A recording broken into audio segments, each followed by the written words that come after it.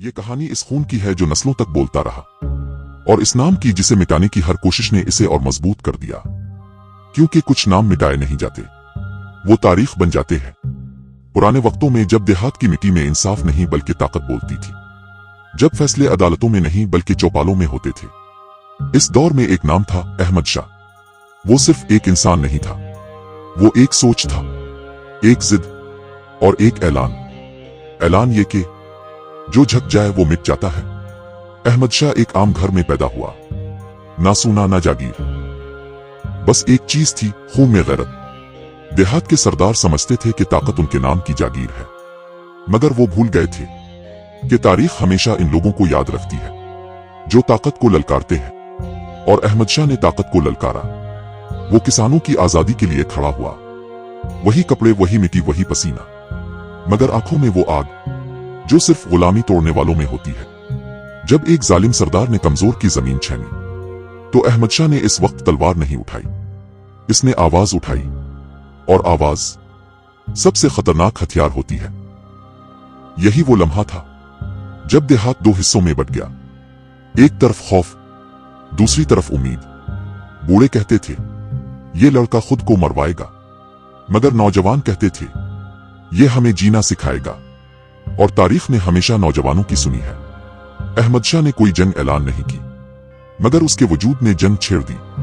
वो रात को छुपता नहीं था, वो दिन में भागता नहीं था, क्योंकि वो जानता था जो सच पर खड़ा हो, इसे सायों की जरूरत नहीं होती। यही बात इसे अफसाना बनाती है। आखिरकार सरदारों ने फैसला किया, इसे खत्म करना होगा। मगर वो एक बात भूल गए थे, ख्याल को कत्ल नहीं किया जा सकता। जब अहमद शाह को घेर लिया गया, तो इसने आखिरी बात कही, मैं अकेला नहीं, मेरे बाद हर सवाल करने वाला अहमद शाह होगा। और वो सच था। खबर फैल गई कि अहमद शाह तो मारा गया, मगर देहात कभी पहले जैसा ना रहा। लोग सवाल करने लगे, सर झुकाने से पहले सोचने लगे। एक दिन गांव के दरमियान में एक लाश गिरी थी, और अजीब बात यह थी कि कोई रोने नहीं आया, क्योंकि सब जानते थे यह कत्ल नहीं था, यह ऐलान था। लाश के हाथ बंधे हुए थे, चेहरे पर जख्म थे, और गर्दन पर एक निशानी, रस्सी की। मगर सबसे खतरनाक चीज लाश नहीं थी, बल्कि वो नाम था जो हर जुबान पर था, अहमद शाह। देहात के सरदार हंस रहे थे, चौपाल में हकुई चल रहे थे। खत्म हो गया बागी, मिसाल बन गई। मगर वो एक बात भूल गए थे, ये लाश पहली थी, आखिरी नहीं। रात को एक घर जला, फिर दूसरा, फिर तीसरा, और हर जली हुई दीवार पर खून से लिखा था, अहमद शाह मर नहीं सकता, क्योंकि अब वो एक आदमी नहीं रहा था। यहां कहानी पलटती है, अहमद शाह मरा ही नहीं था, ये सब एक चाल थी, इसने खुद को मरवाया। काका असल चेहरे सामने आए, और जो सामने आए वो खून मांगते थे।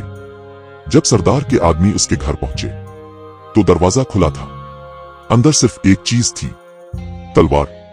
पहला वार अंधेरे में हुआ, दूसरा चीख पर, तीसरा खामोशी पर, और सुबह 3 लाशें थीं। देहात में खौफ फैल गया। मां बच्चों को बाहर नहीं जाने देती थी, मर्द तलवार लेकर सोते थे, क्योंकि अब दुश्मन सामने नहीं था, वो हर साया था।